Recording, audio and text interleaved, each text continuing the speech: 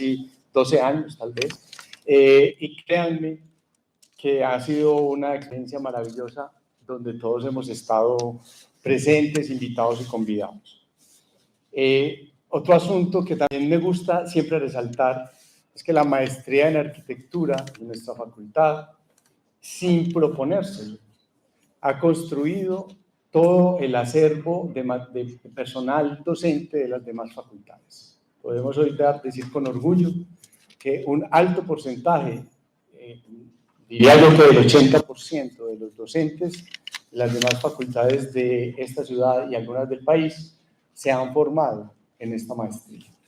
Lo que habla muy bien de no solamente esa capacidad de formar maestros en arquitectura, sino que también trasciende esa capacidad de docente e investigativa a otros lares y a otros escenarios. Para no dar más vueltas, yo felicitando pues, a la profesora Natalie, que ahora es la directora de la maestría, aprovecho para decir que en 2 semanas el Consejo Nacional Profesional viene a visitar y a hacer acreditación del programa.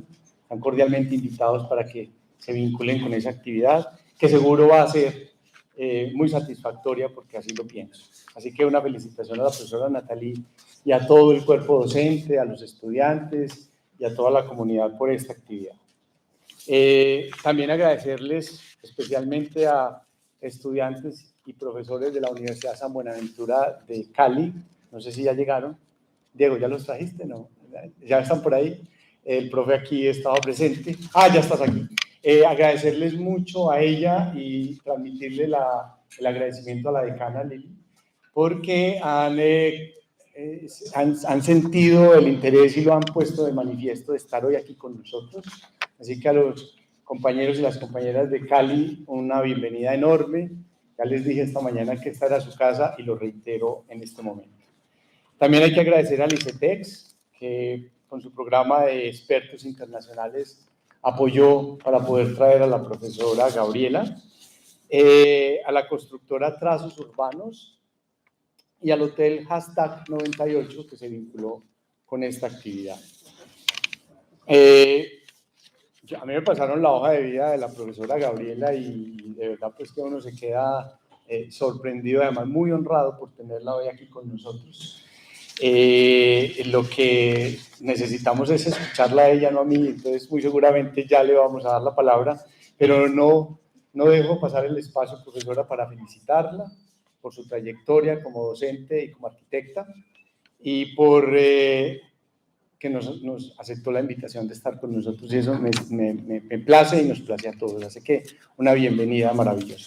A todos los demás les agradezco, espero que sacar el mayor provecho. Me cuentan por aquí que la actividad de mañana y pasado es abierta al público, ya darán esa idea y también entiendo que lo van a transmitir este evento por internet, ¿no es? Correcto, así que a lo que vinimos, profesora Gabriela, un honor. Démosle la bienvenida a la profesora. Muchas gracias. Gracias. Muchas gracias por estar aquí. Esta es la mía. Esta es la de ella. Excelente, gracias. Perdona, ¿tú vas a presentar la hoja de vida de la profesora? Sí, ella te presenta. Perdón, Nati, me puedo quedar aquí. Voy a aprovechar porque yo sé que estas cosas dan mucha vergüenza, pero hay que presentar a Gabriela. O sea, como decía nuestro decano, muy felices de poderla tener acá hoy, que en medio de su agenda tan agitada nos abrió el espacio y además de tener las conferencias que son abiertas, vamos a tener también un workshop para los estudiantes de la maestría en arquitectura que va en la segunda parte de la tarde. Eso es como interesante porque es una experiencia que la maestría ha venido fortaleciendo con invitados internacionales, no solo tener estas conferencias que son abiertas al público, que permiten tener una entrada libre para estudiantes de otras facultades de la ciudad, sino también el workshop, que es un espacio ya de práctica proyectual. Nos interesa que todos estos invitados vienen y enriquecen con su mirada, con sus métodos, ellos formulan los ejercicios, nos aportan pues como una visión distinta también en nuestro hacer como arquitectos y eso es bien interesante. Gabriela va a estar entonces aquí, los invitamos de nuevo mañana a esta misma hora, 2 a 4, y el viernes con la sesión final.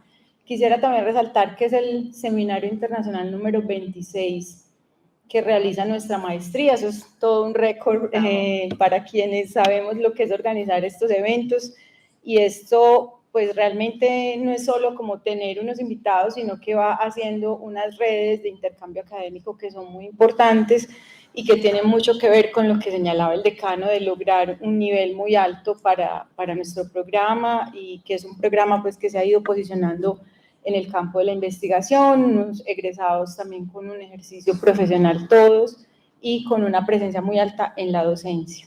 Entonces yo me voy a permitir leer la hoja de vida de Gabriela porque realmente me parece que, pues, que su trayectoria amerita que conozcamos un poco más de ella antes de que ella nos muestre y nos comparta hoy su obra.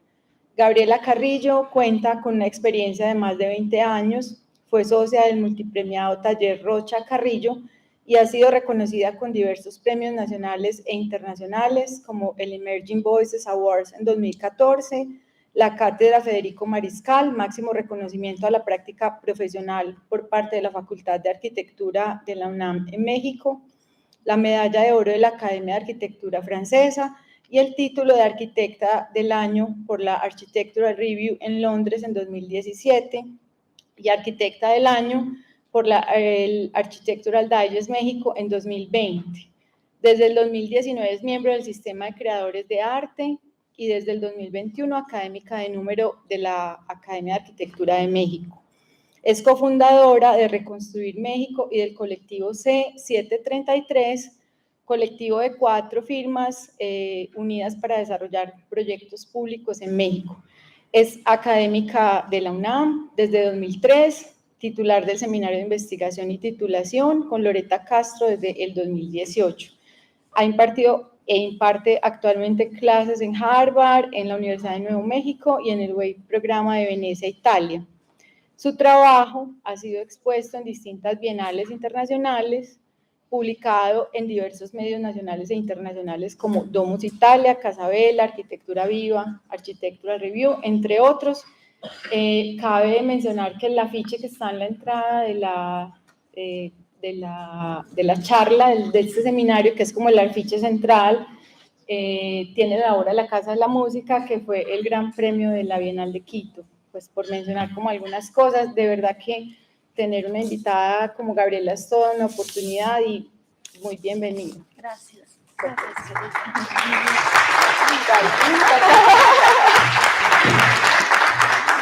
Hola. Me voy a preparar. ¿Cómo están? Buenas tardes. Estoy muy feliz de estar aquí, tengo que decirlo. Hace 13 años visité Medellín por primera vez. Vine porque uno de nuestros proyectos había sido premiado en la BIAU, que sucedía en el 2010, por acá. Y en apenas 2 días pude tomar un auto, moverme veloz, que me botaran por allá en los cerros, moverme en sus cables maravillosos, moverme en el metro, descubrir sus jardines, sus parques. Llegué maravillada, emocionada, pensando, carajo, esto es todo lo que yo quisiera hacer en la vida. Y en ese momento hacía mucha arquitectura y probablemente no pensaba lo que pienso ahora. Entonces, para mí es una gran emoción estar aquí. Muy agradecida con la invitación, Nati. Muy agradecida con la universidad, con el rector, por supuesto, y muy contenta de compartir con ustedes, no solo una sesión, pobres de ustedes, se van a tener que chutar, ojalá puedan venir las 3 sesiones, porque realmente el diseño de las charlas está hecho en función de 3 sesiones, o sea, es una gran charla dividida en 3 días, por suerte, para que no fuera tan intenso. También muy contenta de ser parte del seminario. O sea, aquí están con quienes vamos a trabajar. Pues increíble, qué emoción. Comenzaremos hoy mismo. Y las charlas, perdón que no puse el afiche de la universidad, prometo tenerlo mañana, se llaman 00, 10 y 20. ¿Por qué? Porque yo inicialmente pensé, voy a o sea, mi práctica profesional comenzó en el 97, ¿no? Comencé a trabajar en tercer semestre, realmente muy, muy joven. Y entonces, pues yo trabajé, digamos que oficialmente comencé en el 2000, luego estaba el 2010 y luego el 2020, ¿no? Entonces, estamos hablando de 25 años ya de que he tenido la gran fortuna de poder hacer arquitectura, que es como mi máxima pasión, que ahora mi hijo me acompaña a estas charlas. Claro, no me pela ni le interesa nada lo que yo diga, pero sin duda se tiene que flitar todos los lugares que visito, y a su madre y a su padre haciendo arquitectura. Entonces, al final no dividí las charlas, o sea, es interesante porque cuando ya empecé a hacer ese recuento y ya había hecho un formato de charlas en tres tiempos, por ponerle un nombre, y el primer tiempo es un tiempo muy particular porque tiene que ver con un ejercicio profesional que comenzó desde la academia, en la escuela. La Universidad Nacional Autónoma de México me dio la posibilidad de poder comenzar a trabajar, y trabajé 4 años de mi carrera y lo hice en la propia escuela haciendo proyectos reales, pero ahí tuve la oportunidad de conocer a quien fuera pues mi maestro, ¿no? Después mi socio, que es Mauricio Rocha. Nosotros trabajamos juntos 19 años.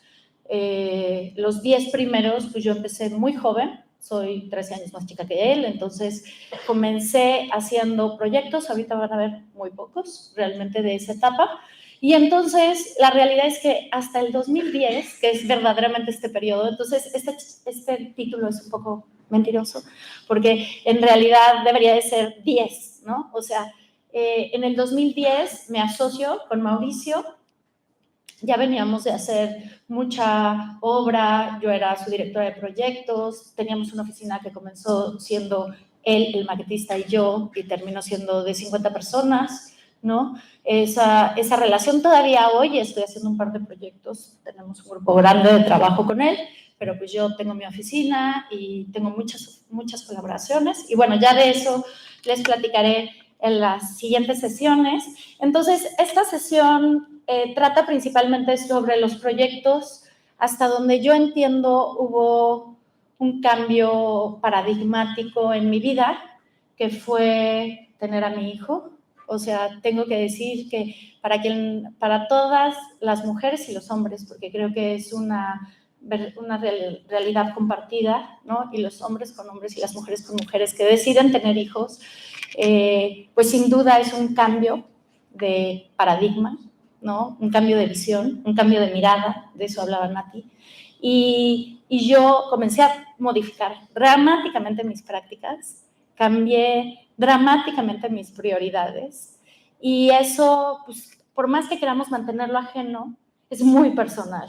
O sea, hacer arquitectura es político, es humano y es muy personal. Entonces, comenzó como nosotros le decimos, un revolcado de olas a modificarse, y entonces es interesante ver estas entrañas, ¿no? Esta entraña donde mi universo era hacer arquitectura, trabajaba de 10 de la mañana a 3 de la mañana todos los días, todos los fines de semana, solo veía con ojos de hacer arquitectura, pero las transiciones comenzaron a suceder en este periodo a partir de un suceso anterior. Entonces, voy a comenzar la sesión, a ver si sí funciona o no.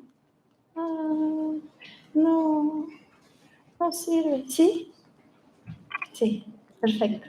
Bueno, en primer lugar, voy a hacer referencia a algunas imágenes que desde hace mucho he ido recopilando y que hoy siguen siendo significativas y que hablan un poco de esta comprensión espacial.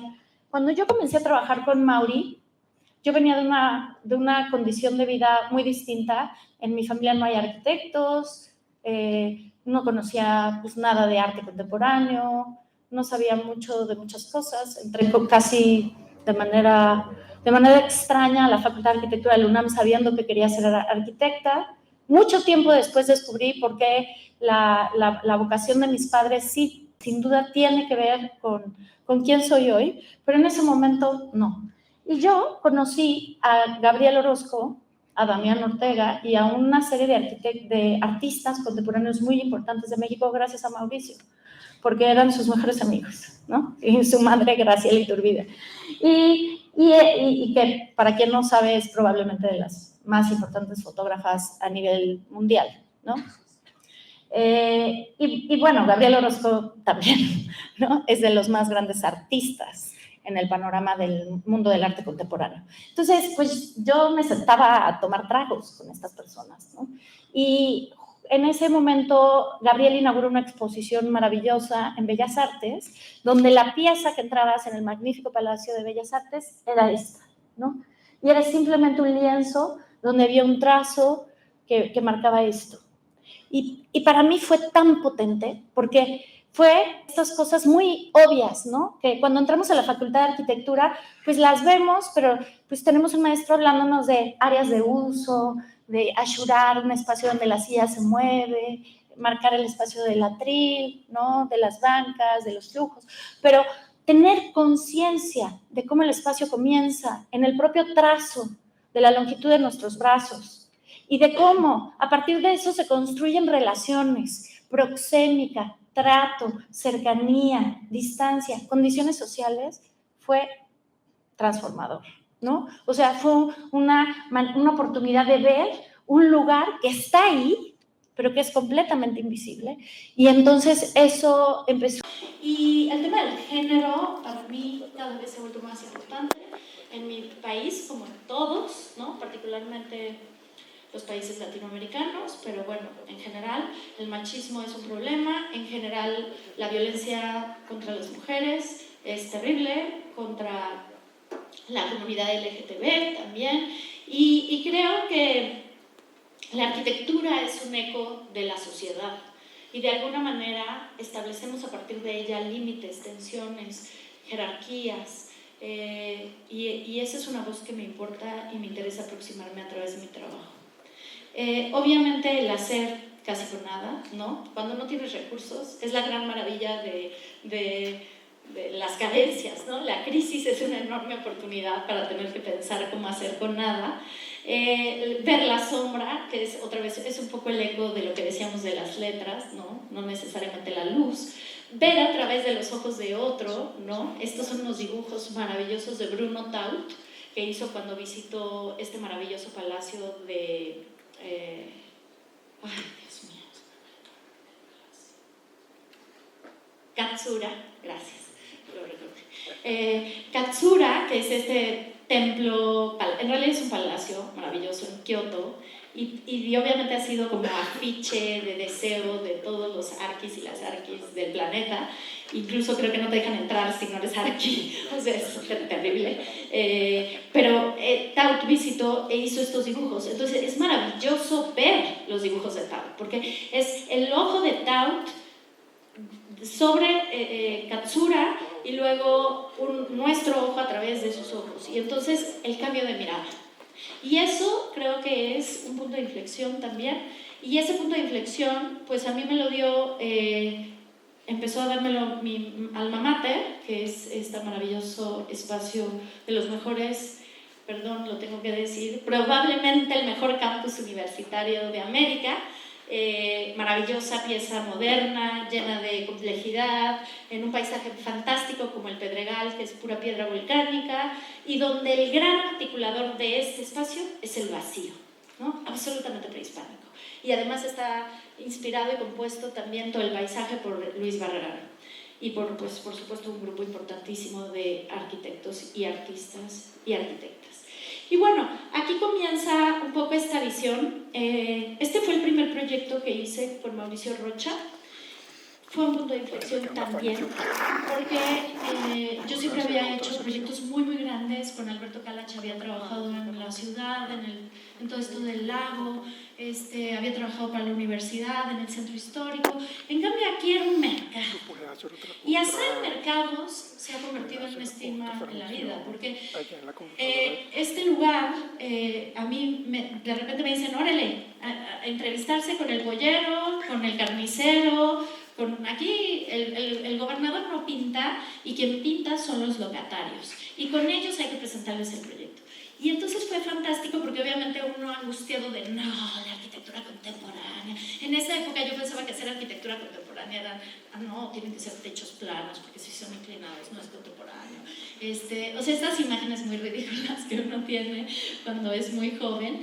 Y entonces me costaba mucho entender cómo aproximarme a la gente, a la comunidad, pero esta gente quedó muy contenta con su mercado, que era pues una pieza casi de sentido común, que respondía a la informalidad, que ventilaba por el oriente y por el norte, no, perdón, por el sur y el poniente, que se iluminaba por el norte y el oriente, que hacía esta flexibilidad espacial de una pieza monocromática que se habitaba, construida pues con la mayor inteligencia posible para optimizar los recursos. Y el día de la inauguración, una mesa, mucho tequila y un tipo que no sabía quién era, porque no era parte del comité de aprobación y tal, me dijo, le voy a regalar esta liga, era una liga, pero le voy a regalar esta liga porque estamos felices de poder estar habitando este lugar. Y es de las cosas más hermosas que nos pudieran haber regalado. Y yo salí, lloré, me emborraché y por supuesto que dije, esto es lo que quiero hacer toda la vida. O sea, este es el lugar que quiero habitar y el que me interesa seguir desarrollando. Y de ahí me obsesioné por los mercados y lo van a ver en la última sesión, así que no pueden faltar. Porque ahora he hecho, creo que en menos de 3 años, más de 10 mercados, ¿no? Que no se lograron construir en esos 20 años que hubo de tránsito entre este primer mercado y aquellos mercados que comencé a hacer en el 2019. Pero bueno, y obra pública, ¿no? De esta escala donde yo dibujaba, modelaba, supervisaba, hacía todo, casas privadas, piezas sonoras, artísticas, con gente increíble, la Escuela de Artes, que lidiar con Francisco Toledo fue una maravilla.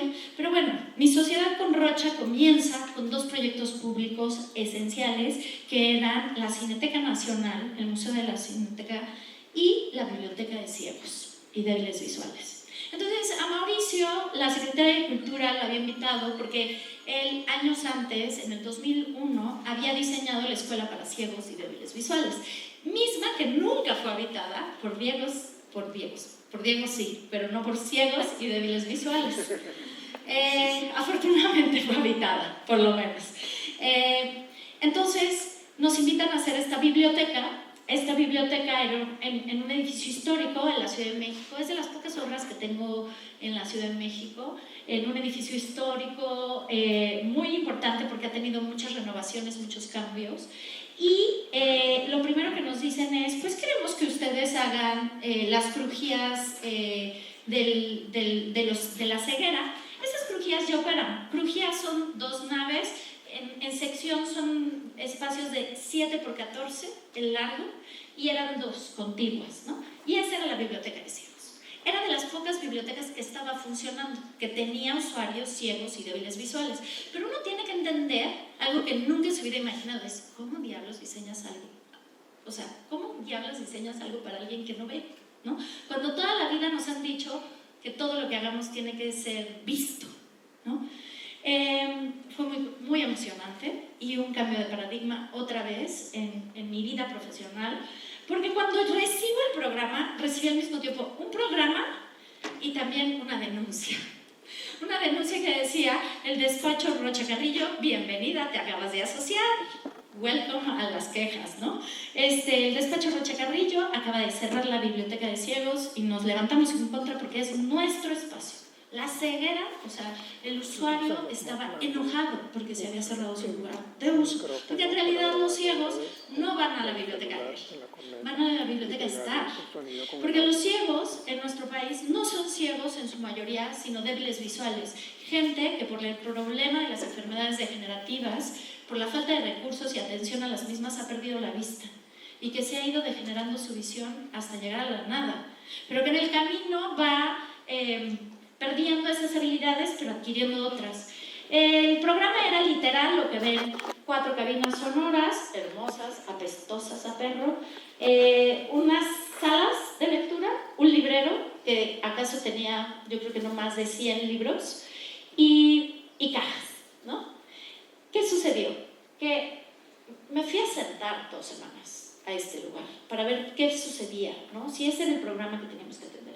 Y de repente en la mesa de allá, una bibliotecaria se iba a una esquina y leía a alguien. Un tomo de, digamos que 100 años de soledad, son 10 libros de este tamaño. O sea, es imposible, es imposible. Y luego, imagínense con el COVID, esto de tocar. No hay manera. O sea, el braille va a tender a desaparecer, es un vintage, esa es la realidad. Y entonces decidimos cambiar la estrategia. Dijimos, no, a ver, ¿por qué nadie usa las cabinas sonoras? No, pues porque huelen a perro, ¿no? ¿Y por qué nadie usa esta crujía? Porque ahí está la impresora braille y suena cañón. Es decir, comenzamos a descubrir un universo que era difícil de visibilizar y entendimos que teníamos que deformar el programa, que teníamos que hacer una caja acústica que a su vez recibiera una serie de cajas acústicas. Y comenzamos a entender que si queríamos hablar de cómo moverte en el espacio, el eco es una señalización. Y que nosotros que somos unos ciegos, en realidad, pues probablemente no somos capaces de distinguir cuando el techo se baja o cuando sucede esto. Pero eso sucede, el espacio tiene esa posibilidad. Y entonces hicimos un jardín y un vestíbulo de plantas maravilloso con Jerónimo Hagerman, que justamente acaba de morir, un paisajista artista maravilloso, con quien diseñamos un jardín de olores donde la gente pudiera reposar, poner sus cabezas, un espacio de uso múltiple, que la gente recibió muy bien, donde hacían miles de actividades, hasta había mujeres cobrando, haciendo masajes, era maravilloso, porque las bancas son camas, justamente para poner la vegetación a lo largo de la cara. Trabajamos con colores, con tonos de madera, simplemente una más dura, más olorosa, menos olorosa. Trabajamos todo el mobiliario. Obviamente el amarillo se volvió una pieza esencial, porque el amarillo es el color que más ve la ceguera. Ahora con mucha emoción mi hijo me dice, ¿ves, mamá? Por eso son amarillos los letreros de seguridad, ¿no? Porque ese es el color que ven los ciegos. Esa es la imagen. Y luego, una cosa muy bonita de digerir incluso los reglamentos, ¿no? Era cómo hacer que abajo nadie leyera en voz alta. Que abajo toda la lectura fuera braille y silenciosa, que fuera más bien un matiz de un laberinto sonoro por una serie de bocinas multifónicas, monofónicas, estereofónicas que íbamos a sembrar en el conjunto, y que la gente que fuera, que le leyera, se subiera a una cabina y lo hiciera, ¿no? Entonces solo la gente que vería con los ojos. Nos pudimos dar el lujo de poner esto súper tenue, que es como un lugar para estar. Los primeros días el director me volvió a hablar y me dijo, oye, Gabriela, las bibliotecarias se están quejando porque dicen que no ven nada cuando tienen que leer. Y le dije, pero decidimos que nadie iba a leer en voz baja ahí abajo, ¿no? Y claro, si seguimos a los reglamentos, pues los reglamentos dicen que una biblioteca tiene que tener 700 lúmenes totales de iluminación, cosa que empieza a ser todo muy contradictorio, y entonces fue un lugar para cuestionar nuestras prácticas, para cuestionar esa manera de ver, esa otredad, esa diversidad, y fue una llamada de atención. Por primera vez diseñé una planta de sonidos, ¿no? ¿Cómo sembrar bocinas? Pues aquí con un ingeniero acústico, con un artista sonoro, diseñamos toda la posición de bocinas, con Cecilia León de la Barra, los muebles especiales, y al final hicimos un laberinto sonoro. Y para mí fue la primera vez que tuve un cambio de conciencia donde me di cuenta que no solo había ciegos, que había ancianos, que había mujeres criando niños solos, que había niños y niñas. Y es justamente, vivimos en un mundo patriarcal, a quien le guste, hay gente que odia que se diga eso, es real. Las mujeres estamos formadas de una manera patriarcal también, y justamente esta clase de oportunidades pues para mí fue un estigma que hoy pues cada vez más se ha exacerbado, ¿no? Ya soy una feminista incontrolable, pobre de mi marido, pero bueno, de ahí muy bello, porque mi país, mi ciudad, es una ciudad que necesita reciclarse, ¿no? Reinventarse, renovarse, y entonces es muy afortunado porque nosotros habíamos trabajado mucho con edificios históricos, como el de este que les mostré, pues es el foco en la ceguera, pero no les quiero decir, el piso, la cimentación no se podía tocar, los muros estaban desplantados y nosotros teníamos unas piezas, estructura, colgando para que fuera libre, un tema. Ganamos este concurso para hacer una rectoría en un antiguo palacio porfiriano. Y aquí, otra vez, esta cosa propuesta de renovar una azotea, reciclar un edificio, que en este caso era primero una casa muy importante a principios del siglo XX, luego se volvió la casa de una embajadora y luego se volvió un centro, ¿cómo decirlo?, festivo, prostitutas, de gente muy rica. Y entonces encontrarlo fue una maravilla, la verdad. O sea, descubrimos unos jacuzzis que se vuelven locos de emoción. Y tenía un jardín maravilloso, un gran patio, y teníamos que reciclar el edificio que estaba en estado espectacular y sembrar un nuevo programa de oficinas, que muchas eran programa social de la universidad y otras muchas eran espacios flexibles, ¿no? Y entonces esta era la planta y nosotros hicimos estos injertos con una estructura muy ligera y el diseño entero fue cómo no tocar el edificio, o sea, cómo no tener que reforzarlo, cómo no tener, si queremos reciclar esa azotea, cómo no tener que meter un refuerzo en los sótanos. Esta foto era imposible de tomar, toda la planta baja estaba destinada a las instalaciones de una alberca que había en el corazón del patio, y entonces nosotros rescatamos esos niveles, hicimos este diálogo que para nosotros siempre era muy importante entre la memoria y lo contemporáneo, ¿no? Siempre desde un lugar muy claro y con una postura muy franca, pero también con un diálogo, ¿no? Como un tensor, la madera como un material ligero, la pieza que está allá arriba es una pieza que está flotada, ¿no? Está meramente apoyada en los muros de carga que tiene la escuela, no se recimentó absolutamente nada. Ahí ven el patio, que gana esta altura de cómo era, ¿no? Está techado, ahí ven perfectamente, iba a señalar yo la tele. Ahí en el arco, ¿no? El trabajo interdisciplinario con nuestro restaurador nos dijo, oigan, pues es que allá había un vano, ¿no? Y nada, pues le picas tantito y ahí salió el vano, ¿no? Que estaba aquí encriptado con esta terrible con rosales. Nosotros recuperamos eso, obviamente recuperamos el nivel para hacer un jardín, recuperamos la azotea para quitarle esto, ganar la luz, recuperar la altura. Y entonces fue un trabajo verdaderamente obsesivo de deconstrucción, de ir reencontrando como en la imagen de este lugar, rescatando la azotea, que en la Ciudad de México la mayoría están ocupadas por jaulas de colgar ropa que ya nadie cuelga y completamente abandonadas, ¿no? Con un clima maravilloso que tenemos en la Ciudad de México para poder utilizar estos espacios, reciclarlos fácilmente, con unas vistas maravillosas ya un poco liberadas del sonido de los coches, con una posibilidad también no tan maravillosa como la de ustedes de que la vegetación crezca, pero también con un clima muy bondadoso en la Ciudad de México, ¿no? En la sección ahí la ven, el edificio de arriba es un sistema de estructura metálica ligero, está hecho con espuma y madera y estructura metálica, está apoyado en estas traves que suceden en cada muro, el resto está flotando en un cantilever. El único núcleo que sí se trabajó como un injerto fue el muro de concreto que recibe todos los servicios, y es maravilloso porque este espacio es realmente confortable para trabajar, es realmente espectacular y tiene que ver con lo acústico. Es un espacio donde trabajamos mucho con el ingeniero acústico y claro, veníamos de esa obsesión de cómo, a pesar de ser plantas libres, poder construir un silencio, ¿no?, espacial. Y tengo que decir que acústicamente es de los mejores edificios que he hecho en mi carrera profesional, gracias al acústico, por supuesto. Y luego todo el tema del patio, el jardín y el muro, ¿no? Tirar un muro fue una gran, importante apuesta en este proyecto y hoy es parte de la Colonia Juárez y es visible para la comunidad.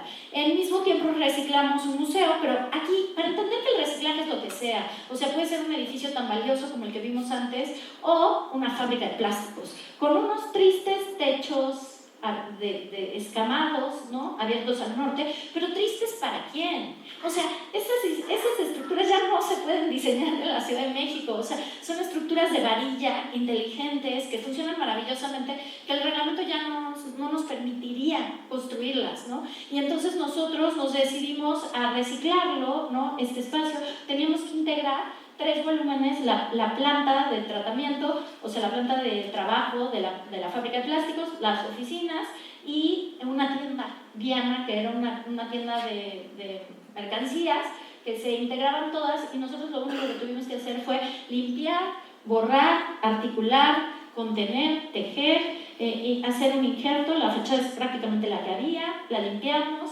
hicimos esta pieza que vuelve a conectar los distintos niveles con una conexión vertical a través de un elevador y de unas escaleras. La llegada a la azotea, que está vecina a un panteón, y entonces tiene una vista espectacular a un jardín maravilloso. La entrada y la articulación otra vez entre estas muchas arquitecturas y muchos lenguajes con la arquitectura contemporánea, y obviamente el actuar con lo menos, ¿no? Esta obra fue súper económica, creo que costó como 8,000 pesos el metro cuadrado, que es como $40, no puede ser $40 el metro cuadrado, pero no, como $400 el metro cuadrado. Y bueno, aquí lo más importante era cómo poder volver a darle vida a un edificio que estaba ahí en el abandono y cómo encontrar en ello, a partir de estos injertos, estas oportunidades. Al mismo tiempo, bueno, no al mismo tiempo, todo esto fue pasando el tiempo, pero Roche y yo seguimos haciendo mucha obra pública. Estas que vieron antes eran privadas, pero hicimos mucha obra pública. Estas obras públicas, siempre igual, pocas, mal pagadas, complicadas. En este caso, un centro comunitario. Aquí fue realmente muy bello descubrir que era un barrio de mucha peligrosidad en Morelos, que es una ciudad vecina a la Ciudad de México, pero que había guerra entre las comunidades vecinas, pero que cada una de ellas tenía orquestas de 25 personajes. ¿Quién se pone a pensar en una orquesta de 25 personajes? Nadie. Bueno, yo no, porque no soy música, evidentemente, pero imagínense a alguien que dice, oye, yo toco el trombón y neta no tengo dónde practicar, y eso es lo que sucedía. Entonces lo que hicimos fue hacer un gran foro, levantar el programa, hacer un gran pórtico que permitiera que este lugar, con una ventilación y una iluminación norte, generara este vacío, dos vacíos, uno vegetado y uno libre, que fuera a la vez una especie de escenario, un lugar de pistas, de escatos, porque había diferencias de niveles, que fuera de toda ella una contención, que se abriera a la boca para hacer otra vez otro escenario hacia la glorieta pública, y que este espacio estuviera hecho de un material de tierra, que es el tepetate que tenemos disponible, y central, en el punto central poner una biblioteca que lograra articular estos dos grandes vacíos. Entonces, poner arriba estas piezas, los talleres viendo al norte, extendiendo siempre este programa, conectándose siempre a un exterior, siendo estos elementos que flotan. Creo que lo particular de las cosas más importantes es que todo este trabajo se hizo durante todo este tiempo con un gran aliado que fue Gerson Huerta, nuestro estructurista, con quien lográbamos pues, hacer este tipo de cosas que nos interesaban, como poner a flotar mucha tierra muy pesada, claros grandes. Nos interesaba este sentido de la gravedad, ¿no? De cómo la arquitectura sí tiene esta capacidad de jugar con nuestras mentes, de no entender por qué la piedra o algo que pesa tanto está ahí flotando, ¿no? Estas cosas muy silenciosas con unos muros, permitir que la luz pase, que la penumbra suceda, que el espacio diverso, multiusos, flexible, suceda. Y yo creo que estos para mí fueron unos puntapiés esenciales, ¿no? O sea, de mi trabajo y de mi práctica al día de hoy, son de las cosas que más considero son esenciales en la arquitectura contemporánea, porque es imposible pensar edificios que no tengan la personalidad suficiente de ser lo que tienen que ser, pero que también tengan la flexibilidad suficiente de poder transformarse a lo que tengan que ser en el futuro. Bueno, obviamente todos estos juegos de los materiales aparentes, que eso ayuda como a minimizar pues, envejecimientos o envejecimientos más sanos, el juego de la entrada de luz, las ventilaciones cruzadas, los principios más básicos y elementales que a veces olvidamos y que luego mi mamá dice, tú siempre estás un poco muy incómoda, molesta.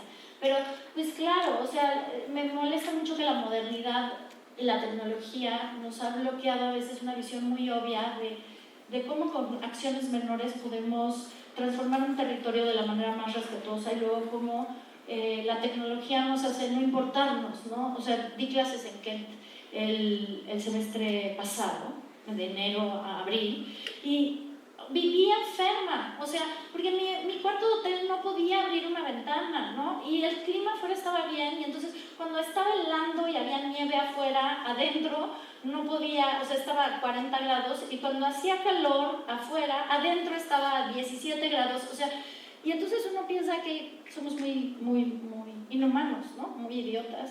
Y bueno, pues eso es un poco el reflejo y una ansiedad también en el trabajo que he hecho. Otro lugar, y este lugar para mí fue doloroso y feliz, o sea, en este lugar dije, ya no voy a hacer arquitectura nunca más en la vida, pues ya llegué a ese lugar de mucho dolor.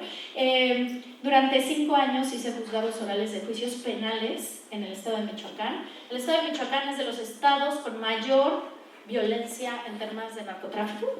Y aquí sabemos que o sea, mi país está en medio de una crisis terrorífica. Aquí hay una guerra, como ustedes saben, no son guerras fáciles.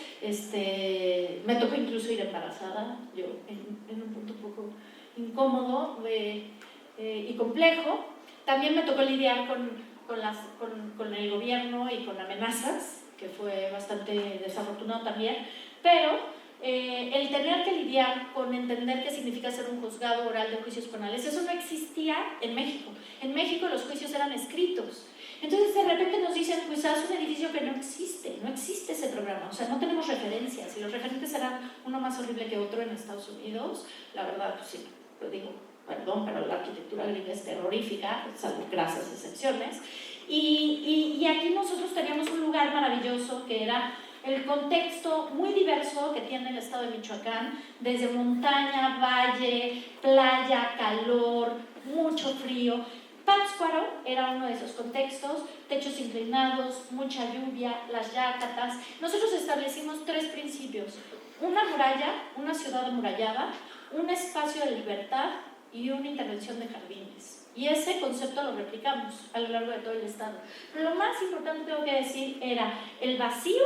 Y la segunda cosa más importante era el hacer, el construir esta tensión entre los interiores y exteriores y hacer un edificio que articulara la libertad. Y cuando nos preguntamos qué significa hacer arquitectura, pues a mí me place decir que este fue un ejercicio de entender cómo a partir del espacio podía lograr la libertad de cada uno de los usuarios que tenían necesidades y restricciones muy particulares. Una era la del juez. El juez llegaba y me decía, oye, es que a mí me avientan tomates, o sea, me tomatean, me avientan chicles, yo no quiero ver a los que voy o sea, a la familia del imputado. Y luego el testigo con todo el terror, pues yo no quiero ver a la familia del imputado tampoco. Y el imputado, pues yo no quiero ver al juez. Entonces, ¿cómo haces una máquina que articula? Y este fue un trabajo de mucho, como casi mandalas, ¿no? De ir entendiendo circulaciones y tránsitos, de cómo ir articulando una circulación más pública, una más íntima, una de altísima seguridad, porque pues, aquí estamos hablando de presos, pero que además es muy, muy injusto. O sea, nuestro país, a diferencia de Estados Unidos, si alguien dice que eres culpable, te meten al bote. Entonces, el bote es la cárcel.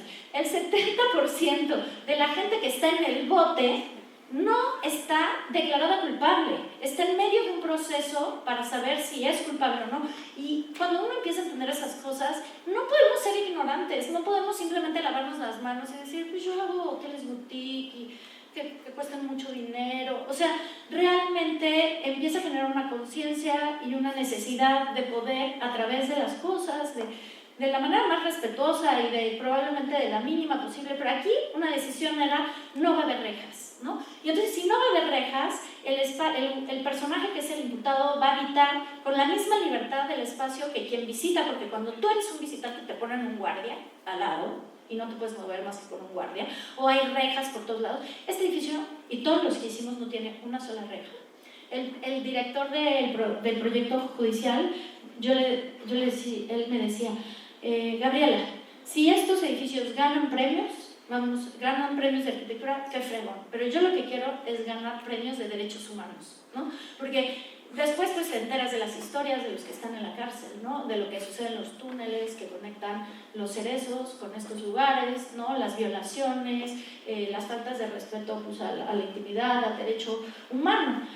Nosotros con topografía construimos celdas que lograban aprovechar la topografía para lograr espacios más públicos, menos públicos, Decidimos entablar una relación con el exterior, circulaciones abiertas, ventilaciones cruzadas, uso de materiales locales. Cuando yo visité los juzgados, no se pueden creer, o sea, la oficina del juzgado 33, ¿no? 35 personas trabajando en 30 metros cuadrados, ¿no? La costurera, no sé qué, porque cosían los juicios. Y de repente, pase a la oficina del juez. Entro a la oficina del juez, 35 metros cuadrados, un jacuzzi, un pole dance. O sea, el señor, ¿y dónde está el juez? No, pues viene una vez al mes. Bueno, y ya me imagino a lo que viene. Esa es la vida, o sea, esa es la realidad. Entonces, bueno, nosotros dijimos, ni madres, o sea, transparencia, cristal, flexibilidad, que la gente pueda ver dónde está sentado el juez y si está sentado el juez o no, que estos espacios permitan sentir ese sentido de libertad, construir a partir de los límites, a partir de la topografía, a partir del paisaje artificioso y obviamente diseñado y construido, pues los límites, ¿no? Usar los materiales locales, muy importante, la piedra en Pátzcuaro es increíblemente disponible, la mano de obra maravillosa. El constructor quería usar teja tradicional, nosotros queríamos una teja plana, bueno, usemos la teja tradicional, que además nos garantizaba, obviamente la atención con las montañas y el paisaje. Una vez entrando en las salas de juicio, una referencia a las trojes. En Michoacán había un trabajo de madera maravilloso que se ha perdido, nosotros queríamos volver a botar. Y luego la luz, como este gran articulador, como esta enorme tensión y este espacio de... En el mismo espacio está el túnel del imputado, el túnel del juez y el túnel, más bien el túnel del imputado, el túnel del juez y el túnel del visitante. Y nunca se encuentran, ¿no? Y nunca hay una reja y siempre la luz es este articulador. Ahora, en honor a mis chicas y chicos que van a tomar el seminario, decidí concentrar una parte importante del trabajo efímero que he hecho y que considero esencial para que tengan algunos referentes de por qué estas piezas han sido importantes en mi práctica. Voy a hablar particularmente de unas que fueron muy relevantes. Una de ellas fue la museografía para Ulises Carrión en el Jumex. Para quien vaya a la Ciudad de México, el Jumex es un edificio que hizo nuestro Pritzker famoso este año, Chipperfield. Es un edificio maravilloso, perfectamente bien construido, maravilloso, particularmente maravilloso, o sea, no extraordinariamente maravilloso, pero enfrente tiene el Semaya, que es terrorífico, entonces eso lo hace más maravilloso porque tenemos el contraste. Ulises Carrión es un figurón del arte muy poco valorado en el país, vivió en Ámsterdam, él era homosexual, entonces nunca encontró un lugar en la sociedad mexicana tan conservadora, inmigró, hizo toda su obra allá, es poco conocido y esta exhibición permitió darlo a conocer. Y todo lo que era, él hacía estas piezas, ¿no? Él hace un arte no arte, él decía que el arte debería estar al acceso de cualquiera, y entonces cuando yo hago trabajo efímero, es muy importante, cuando hago museografías, entender que mi habitante es el usuario, pero también las piezas de arte, ¿no? Y que obviamente el guión curatorial y el destino de la exhibición pues tiene que ver en gran parte con el autor o el gran protagonista, que en este caso era Ulises Carrión. Entonces la museografía está inspirada en sus trazos, en sus pinturas, y era hacer una especie de biblioteca o muebles. La sala es muy difícil, tiene unos dientes de sierra con unas proporciones muy altas, entonces era aprovechar ese espacio, construir con unos planos, un mobiliario, unas piezas bajas que lograran concentrar un gran vacío que era la biblioteca, y luego generar una tensión con el vacío de la proyección, o sea, a partir de la imagen, proyectar aprovechando los límites de los dientes de sierra y enmarcar, y eso a su vez que en un lugar muy abstracto pues marcara los límites de la masa de los muebles, ¿no? Entonces los muebles son estas piezas que se ven, ahí está la articulación, hay un trabajo muy estrecho con los curadores, obviamente aquí, por ejemplo, al último momento se decidió pintar de gris los fondos, lo cual funcionó muy bien para resaltar las piezas. Había exhibición que era de mesa, exhibición de libros que tenía que usarse, que era esta gran mesa central. Decidimos hacer este juego de planos que se separaba con la tensión de las mesas para poder ver a través. Lo único que tocan las paredes son los textos y las proyecciones, entonces hay 4 proyecciones y también están los textos que se ven a través de las ventanas, ¿no? Ahí vemos cómo la propia museografía hace esa tensión. Entonces, esas reflexiones espaciales pues son las mismas que hacemos cuando hacemos arquitectura, ¿no? Nada más que aquí, pues entendiendo que esta pieza iba a durar, iba a ser efímera, iba a tener un tránsito solamente de 3 meses, y bueno, pues esto sucedió finalmente en este museo. Al mismo tiempo en París hicimos una exhibición que nos buscan, porque nosotros habíamos hecho la biblioteca de ciegos, entonces este señor, el director del museo de la Fundación Cartier, y para quien no conoce la Fundación Cartier, pues es probablemente el edificio más hermoso de Jarwell, estos 3 planos de cristal flotando en medio de un gran jardín. Era un honor poder trabajar en París, al mismo tiempo que yo estaba haciendo los juzgados orales, con el señor amenazándome de que me iba a meter a la cárcel.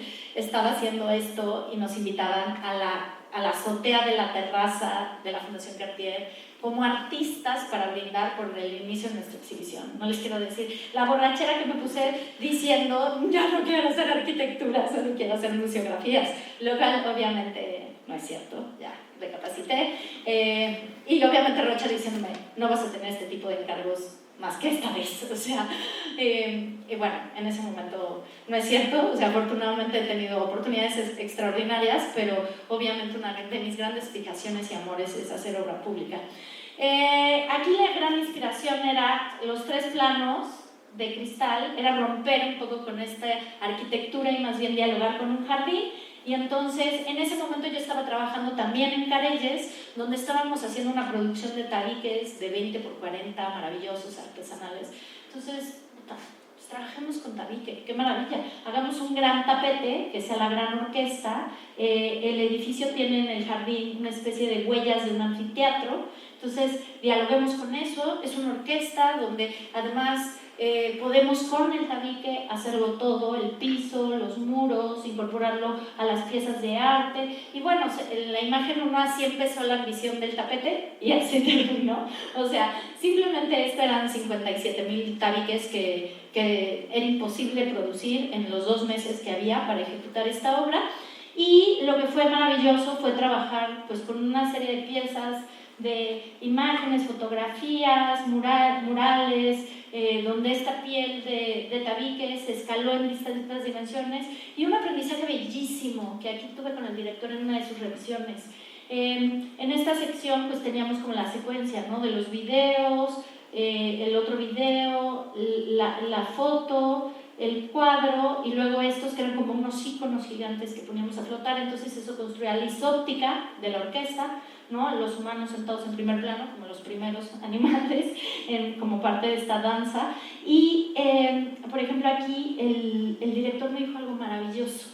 Aquí eran unas piezas de un chino, de un japonés, creo que eran unas fotografías, y me dijo, Gabriela, en este lugar estas fotos necesitan tiempo. ¿De qué manera tú le puedes decir a tu usuario que necesita detenerse?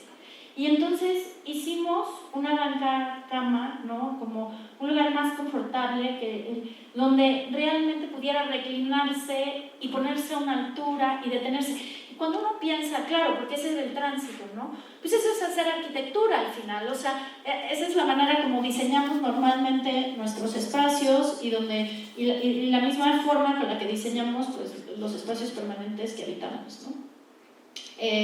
La siguiente pieza efímera es el maguey.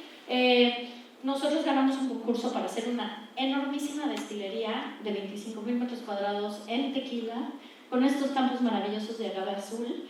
Estamos todavía hoy, Mauricio y yo, haciendo esta destilería, está en obra, pero en el camino nos dicen, viene Mextrópoli, el pabellón, la feria esta que montan de pabellones, y pues 1800, que es el Tequila, quiere que monten, ustedes son sus arquitectos, que hagan un pabellón.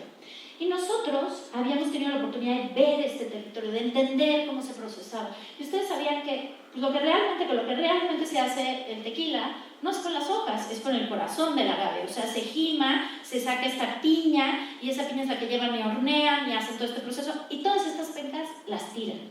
Años antes, Rocha y yo habíamos sido invitados por una comunidad de científicos a hacer un museo del maguey en el Valle del Meztitlán.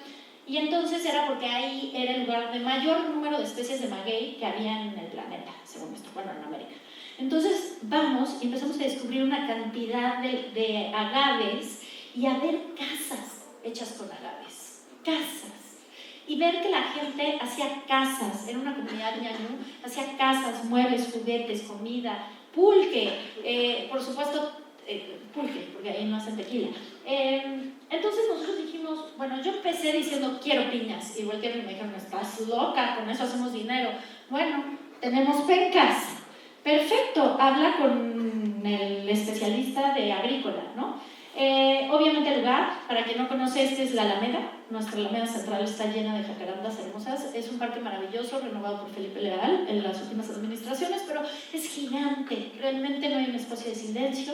Nosotros queríamos construir un óculo en Tequila, en Guadalajara hay un sitio arqueológico que tiene circular, es maravilloso, ahorita se me fue el nombre, pero son unos silos, ¿no?, de piedra. Entonces nosotros queríamos evocar una ventana a las jacarandas, un lugar de silencio, y teníamos que montarlo en un día, no tocar nada, obviamente aprovechar la escultura que había.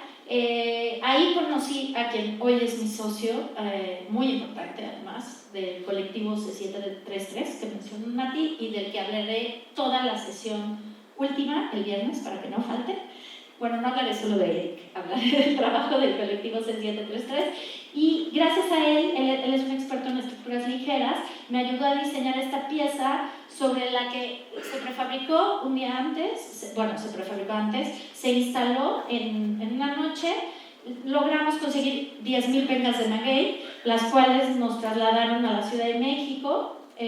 Los agrícolas estaban muy preocupados diciendo se va a deformar, se va a perder líquido, van a llegar abejas, va a oler, y nosotros, ¡qué maravilla! O sea, que lleguen abejas, que escurra miel, pues todo eso hace el espacio, ¿no? Nosotros no sabíamos lo que era hacer esto, yo ingenuamente tampoco teníamos dinero, invité a mis pobres alumnos de RX a, por favor, ayúdenme a montar estas pencas de maguey en una noche. Se fueron toda la noche, les ofrecía pago unas botellas de tequila, la verdad, y muy emocionante porque pues ahí descubriendo con sus guantes, ¿no? Esto muy difícil, y cuando yo estuve ahí a las 3:30 de la mañana, iba a la mitad, Eric se quedó y yo me fui a dormir porque yo tenía que estar en la inauguración a las 10 de la mañana el sábado, y llegué y lo vi por afuera. Y entonces tenía como temor, pero bueno, siempre la crítica de se veía muy pequeño, tal, pero cuando entramos, realmente lograba ser discreto, desaparecer, y realmente la calidad de luz espacial, la atmósfera, un sentido que es difícil explicar, que tal vez ustedes lo entienden, pero que quizás es difícil explicárselo a alguien que no practica con lo que hacemos, ¿no? Y sí lograba construir este eco de luz y sombra en este no paisaje, ¿no?, en este silencio, a partir de este tejido, y sí lograba cambiar un poco esta dimensión y logró sorprendernos y obviamente volverse un puntapié para seguir investigando con eso. Siguiente, y voy a ir ya ultra rápido porque no sé cómo estén tiempos, pero me falta ya casi nada. Este es el último pabellón, que es el de Hermes. Comenzó conceptualizándose. Este niño tenía 3 días de haber nacido cuando hicimos este concurso. Le ganamos a Francis Queré, lo cual nos llena de emoción. La verdad es que los curadores de Hermes querían hacer un pabellón de tierra que contrastara con estas piezas maravillosas de Hermes, que son bufandas y cosas que nosotros no conocíamos, y que cuando entramos, o sea, además me acuerdo muy chistoso porque nos dicen, no, es que porque lo hicieron les vamos a pagar más por su pabellón. Nosotros, no puede ser, y los vamos a llevar a París y van a ir en primera clase, y nosotros, no puede ser. Y cuando entramos a la tienda de Hermes y vimos así la bufandita, así, ay, esto cuesta nuestro proyecto. O sea, entiendes como esas distancias, ¿no?, que realmente hay entre nuestro trabajo, la vida real, el mundo ridículo que habitamos. Pero bueno, nosotros partimos de la masa de tierra y dijimos, ¿cómo vamos a montar en 10 días una masa de tierra? es improbable. O sea, habíamos hecho muros de tierra, pero tardan años en hacerse, hay que apisonarse, cimbrarse. Entonces dijimos, usemos el tepetate, vamos a excavarlo, y fuimos partiendo de la idea de hacer 4 grandes patios que arropaban un vacío, que estos patios se fueran perforando, fueran convirtiéndose en vacío, ¿no? Que los elementos materiales fueran la tierra, por supuesto, la luz en alto contraste, porque era un espacio cerrado y completamente abstracto, la sombra y la penumbra y los materiales de Hermes, ¿no? Y luego entonces hicimos estas piezas que además se tenía que montar en frío, porque no íbamos a tirar todo ese tabique, o sea, estábamos con todo el rollo de no, bueno, con el rollo que seguimos de no podemos seguir tirando tantísimo dinero a la basura, y queríamos que esto se donara. Y entonces el piso era un teatro antiguo en Milán, entonces tuvimos que era una losa. Entonces cada una de esas cosas pesaba 64 toneladas, porque era tierra. Y entonces hicimos un sistema de una losa aligerada que distribuyera la carga de manera homogénea, pusimos una rejilla Irving con una serie de placas, empezamos a hacer un prototipo, obviamente, de cómo ir apilando estas piezas de tepetate, irlas mezclando con las varillas, como si fueran unas brochetas, placas metálicas, un sistema de un plafón como de un textil, y entonces, bueno, eso sucedía obviamente hicimos las pruebas de perforar el tepetate en Italia se llama tufo, es un material con el que ya nadie construye nada, está en Nápoles, y desafortunadamente, porque es un material maravilloso para las condiciones térmicas, es el mismo que usamos para el centro comunitario, pero en color chocolate, hay de muchos colores, es maravilloso, hay rosa, amarillo, morado, o sea, tiene una gama maravillosa, 3,20 de altura los elementos. No logramos construirlo en 10 días, pero lo hicimos en 15, sí se desmanteló en 10, no se ha donado, y quién sabe dónde esté, porque era más caro trasladarlo que otra cosa. Y bueno, pues lo que resultó maravilloso es que decidimos mojarlo. Entonces, cuando entrabas, en medio de este alarde como de muchas imágenes, ¿no? Quien ha ido a la feria de Milán puede ver que son imágenes sobre imágenes sobre imágenes, y aquí entrabas en este vacío y lo único que hacía era oler a tierra, ¿no? Era un olor muy profundo a humedad y tierra que hacía un enorme contraste entre estas piezas pulcras, perfectas, costosísimas que tiene Hermes con el resto. Y para concluir, ese antecedente es esencial para porque ahí inició una práctica, y ahí es donde es muy importante decir por qué no hay proyecto chico, no hay grande, no hay efímero, no hay permanente. Nos permitió trabajar con el valor de un material, que en este caso Graciela Iturbide quería, que adquiere este predio, Graciela es la mamá de Rocha, adquiere este minúsculo predio en el barrio del Niño Jesús, en el sur de la Ciudad de México, es el predio más pequeño que se puede vender en la ciudad, tiene curiosamente las mismas medidas que una crujía de la sala de ciegos y débiles visuales, 7 por 14, casi 98 metros cuadrados. Tiene una restricción muy particular porque es un pueblo tradicional, un barrio con mucha informalidad alrededor, y nuestra cliente dijo, quiero hacer una torre de bar. Se acabó, eso es lo que quiero. Y no quiero ver afuera, no me interesa nada ver el contexto. Entonces, pues es un ejercicio mínimo que pareciera que es muy simple, pero llegar a él nos llevó años enteros, más a Mauri, porque la gestión con su madre pues se la chutó él y no fue nada fácil. La idea es concentrar en una crujía biblioteca, escaleras, baños, cocina, es un espacio de 3 niveles, el mismo, ¿no? Una serie de muros. Lo que hicimos aquí fue que la colindancia se volvió el edificio, justamente, y también una radiografía de lo que había alrededor, ¿no? Entonces, gracias a eso pudimos analizar, ahí ven, los límites de transparencia, ahí ven, ¿no? De las oportunidades de abrir esta piel o cerrarla, y luego por geometría, que eso es algo que a mí cada vez me interesa más, en un lugar donde tiembla, si tú echas mano de la geometría, no es lo mismo poner un claro de estos que poner un claro de estos, ¿no? Y eso es geometría pura y dura. Bueno, en este caso, el volumen de 7 por 14, por la altura que tenía, hacía que fuera suficientemente rígido, pero al mismo tiempo flexible, y entonces logramos no poner concreto en esta piel, Y es una piel que gracias al experimento y al trabajo que hicimos con Hermes, pues nos permitió ir abriendo y cerrando a través de tensores y de placas de acero, que fue articulándose en distintos niveles con el barro, y luego pues encontrar ese punto de equilibrio donde, o sea, si les toca un temblor, es como un holán, ¿no? Se mueve, pero es porque es flexible al final. Y bueno, ahí ven el proceso constructivo, donde pues no existe concreto alguno, donde obviamente pues las licencias de trabajar con la madre de mi socio pues era que él hacía lo que quería, ¿no? Prácticamente su madre fue súper paciente en el tiempo, en la energía, en contratar pues desde a un especialista de iluminación, o sea, todas estas cosas que a veces es muy difícil lograr. Lograr este espacio monolítico de silencio profundo, que fuera al mismo tiempo el mismo lugar, pero completamente distinto, el juego de la luz, de la sombra, aprovechar estos lugares donde en este nivel no podíamos abrir, pero en el último nivel ya podíamos hacer una celosía completamente transparente. Entonces hay una densidad de luz, ¿no? Que evocaba también el espíritu de nuestra clienta, que era pues esta mujer fotógrafa maravillosa.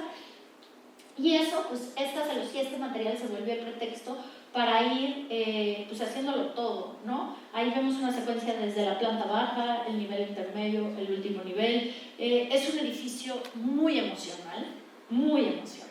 O sea, si lo vemos en ciertas condiciones de clima, medio pardo, contaminado, es gris. Pero si de repente entras, en una ocasión fueron gente muy importante en un recorrido, estaban viendo oportunidades del Pritzker, que no éramos nosotros por supuesto, pero estaba Glenn Markut, Benedetta Tagliabue, bueno, una cantidad de personas increíbles, y entonces van a visitarlo, y yo un día antes había ido con Marta Moreira, esta arquitecta increíble, brasileña, y estaba el edificio gris, helado, tal. Y cuando entramos con esta bola de personajes que venían agotados además de caminar en la Ciudad de México, y de repente así, ¡tarán! O sea, como que el rayo lumínico perfecto, maravilloso, o sea, se volvió, es así, es un edificio muy emocional, muy reactivo al contexto, a la luz. Obviamente hay una voluntad de romper los límites de manera muy importante, de no encontrar el interior, el exterior, de generar este tema de densidad de luz, ¿no? De usar los materiales mínimos necesarios, de ser casi nada y ser demasiado.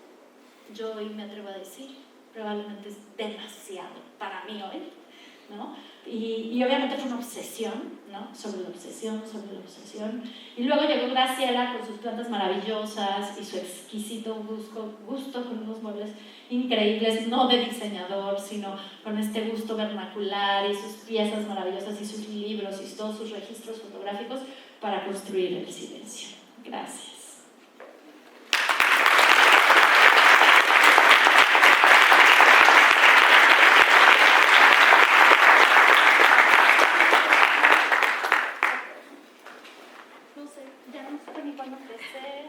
Si me tardé de más. Muchísimas gracias. Yo creo que tenemos unos minuticos. Si alguien quiere hacer alguna pregunta, Gaby nos concede. Si alguien. Nadie. Bueno, fui clarísima. Gracias. Nos vemos mañana, por favor. No me dejen aquí. Bueno, entonces los esperamos mañana para ver esta segunda etapa, el 10, de los procesos de Gabriela Carrillo, 2 de la tarde. Muchas gracias a todos. Gracias. A los estudiantes de la maestría y los estudiantes que nos visitan de Cali, vamos a tener un descansito hasta las 5 de la tarde para iniciar el workshop.